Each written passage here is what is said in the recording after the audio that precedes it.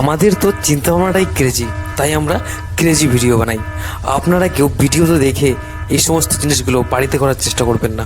So নমস্কার বন্ধুরা, আপনাদেরকে আবারও স্বাগত এয়ার উইকিং চ্যানেলে আরও একটি নতুন ভিডিওতে। সো বন্ধুরা, আজকে আমাদের কাছে রয়েছে 1 কিলো ক্যালসিয়াম কার্বাইড।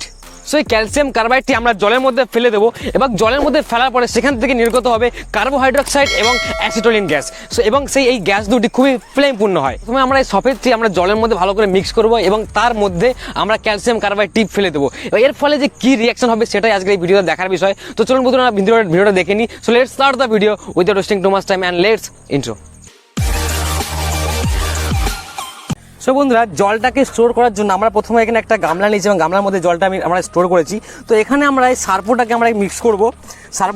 সার্পোটা জলের মধ্যে এর জন্য মিক্স করছি যে ক্যালসিয়াম কার্বাইড এখানে মিক্স করার পরে যে গ্যাসটা নির্গত হবে সেই গ্যাসটা যাতে উড়ে না যায়, সেই গ্যাসটা যেন একটা বেলুনের আকারে এখানেই স্টোর হয়ে যায়, তার জন্য আমরা এখানে সার্পোটা ভালোভাবে মিক্স করব।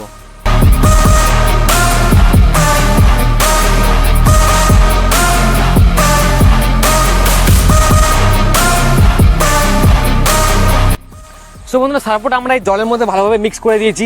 এবার আমরা আমাদের কাছে যে ক্যালসিয়াম কার্বাইডটা রয়েছে এটা এবার আমরা জলের মধ্যে ঢেলে দেবো।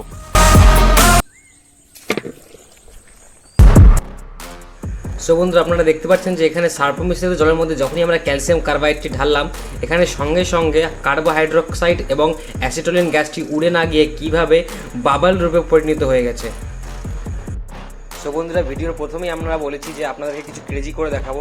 তার জন্য আমরা কার্বোহাইড্রক্সাইড এবং অ্যাসিটোলিন গ্যাসের ওখানে যে বাবলসগুলো তৈরি হয়েছে তার সংস্পর্শে আগুনটাকে নিয়ে গিয়ে দেখব যে কি হয়।